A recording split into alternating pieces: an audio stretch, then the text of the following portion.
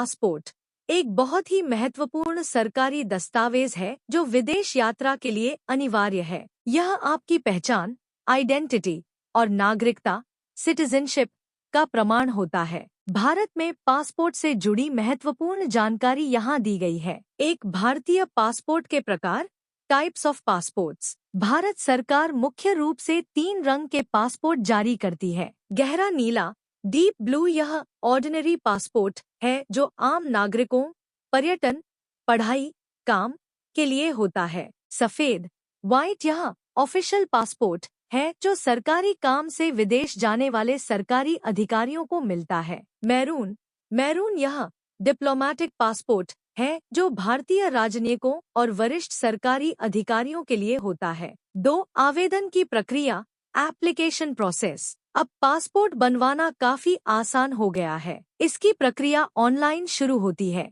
Online पंजीकरण। सबसे पहले पासपोर्ट सेवा की वेबसाइट या एमपासपोर्ट सेवा ऐप पर रजिस्टर करना होता है। फॉर्म भरना। अपनी जानकारी सही भरें। ध्यान रहे कि नाम और पता वही हो जो आपके आधार कार्ड या अन्य दस्तावेजों में है। फीस और अपॉइंटमेंट। फीस सामान्यतः 1,500 रुपये ऑनलाइन जमा करके अपने नजदीकी पासपोर्ट सेवा केंद्र (PSK) या पोस्ट ऑफिस पासपोर्ट सेवा केंद्र (POPSK) में अपॉइंटमेंट बुक करनी होती है। केंद्र पर जाना।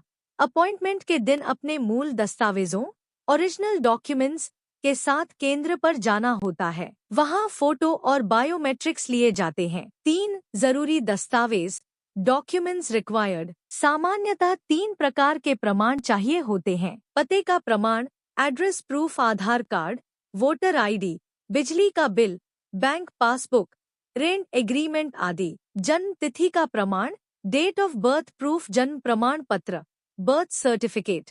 स्कूल छोड़ने का प्रमाण पत्र, स्कूल लीविंग सर्टिफिकेट या आधार कार्ड। ECR, नॉन ECR के लिए अगर आप 10वीं पास हैं तो 10वीं की मार्कशीट लगाएं। इससे आपका passport non ECR, immigration check not required बनेगा, जो विदेश में नौकरी के लिए बेहतर होता है।